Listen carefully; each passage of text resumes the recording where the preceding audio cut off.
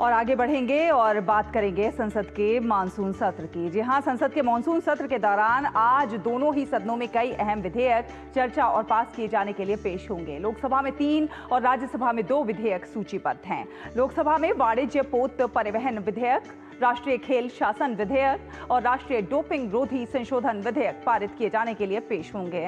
वाणिज्य पोत परिवहन विधेयक की बात की जाए तो इस विधेयक के माध्यम से समुद्री संधियों और अंतर्राष्ट्रीय दस्तावेजों के तहत भारत के दायित्वों का अनुपालन सुनिश्चित किया जाना है।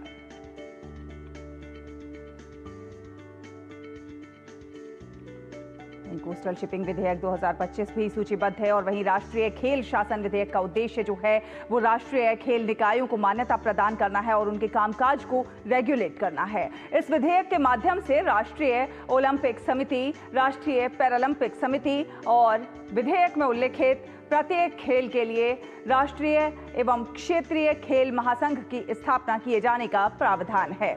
इसके साथ ही लोकसभा में राष्ट्रीय एंटी डोपिंग संशोधन विधेयक 2025 पर भी चर्चा सूचीबद्ध है। ये बिल राष्ट्रीय एंटी डोपिंग एक्ट 2022 में संशोधन का प्रयास करता है। ये एक्ट खेलों में डोपिंग के विरुद्ध यूनेस्को कन्वेंशन को प्रभावी बनाता है और खेलों में डोपिंग को प्रतिबंधित करता है। और राज्यसभा की कार्यसूची की बात की जाए तो राज्यसभा में आज 2 विधेयक, समुद्र द्वारा माल वहन विधेयक 2025 और तटीय पोत परिवहन विधेयक 2025 चर्चा के लिए सूचीबद्ध है। समुद्र द्वारा माल वहन विधेयक 2025 भारतीय समुद्री माल परिवहन एक्ट 1925 का स्थान लेने का प्रयास करता है। एक्ट भारत के एक बंदरगाह से भारत के दूसरे बंदरगाह तक या फिर दुनिया के किसी भी बंदरगाह तक माल की ढुलाई की जिम्मेदारियों, देनदारियों, अधिकार और छूट से संबंधित प्रावधान करता है। वहीं तटीय पोत परिवहन विधेयक 2025 भारतीय तटीय जल में व्यापार करने वाले जहाजों को रेगुलेट करता है। इसके साथ ही ये विधेयक बिल मर्चेंट शिपिंग एक्ट 1958 के भाग 14 को निरस्त करता है। और इसके साथ साथ दोनों सदनों में वित्त मंत्री निर्मला सीतारमण मणिपुर के लिए वित्त वर्ष 2025-26 के बजट से संबंधित अनुमानित प्राप्तियों और व्यय का विवरण प्रस्तुत करेंगी। अन्य अहम विधायी कार्यों के साथ प्रश्नकाल के दौरान दोनों सदनों में विभिन्न मंत्रालयों से कई अहम प्रश्न भी पूछे जाएंगे।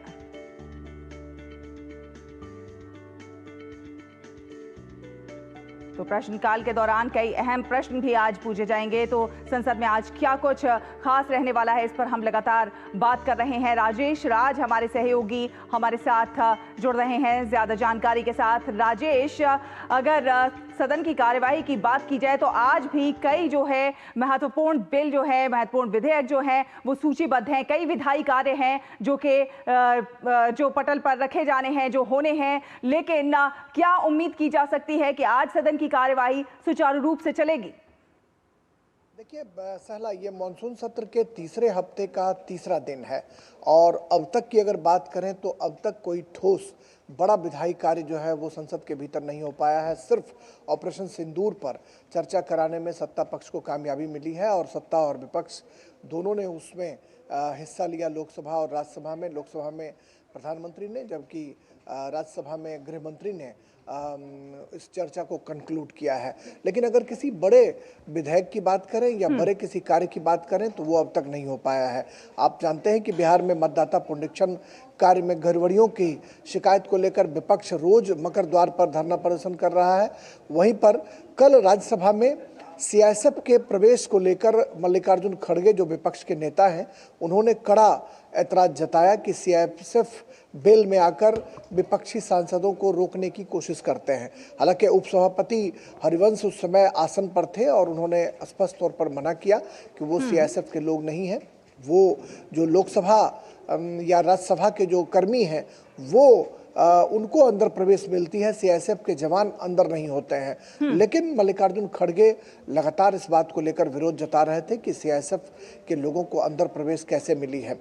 रही बात बिल की, अगर बात करें तो स्पोर्ट्स बिल जो है वो अत्यंत महत्वपूर्ण बिल है। संसदीय कार्य मंत्री किरण रिजिजू ने पिछले हफ्ते दूसरे हफ्ते के आखिरी दिन यह उम्मीद जताई थी कि बीएससी में सब कुछ तय हो गया है।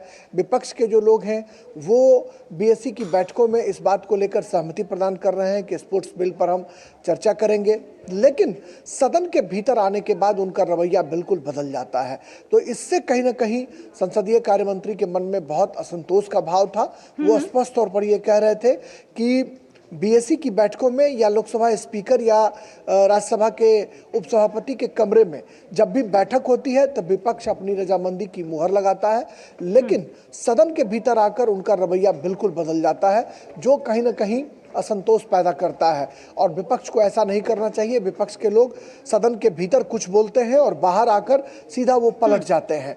तो ऐसे में सदन की कार्रवाई कैसे चलेगी? आखिर देश के की जो जनता है उनके सवाल संसद के भीतर नहीं उठ पा रहे हैं, तो ये एक बड़ा सवाल जो है वो नहीं उठ पा रहे हैं। स्पोर्ट्स बिल की बात की जाए वो बेहद महत्वपूर्ण है, समुद्री माल वहन विधेयक की बात की जाए वो भी बेहद महत्वपूर्ण है। तमाम बेहद महत्वपूर्ण बिल जो कि जनता से जुड़े हुए हैं, जनता के लिए हैं, लेकिन विपक्ष के सिर्फ हो हल्ले और शोर शराबे की वजह से उन पर बात नहीं हो पा रही है और वो पारित नहीं हो पा रहे हैं। ऐसे में क्या जिस तरह से एसआईआर का मुद्दा उठा रहे हैं, जब कोई चीज कोर्ट में लंबित है, तो ऐसे में क्या उस मुद्दे को सदन में उठाया जा सकता है?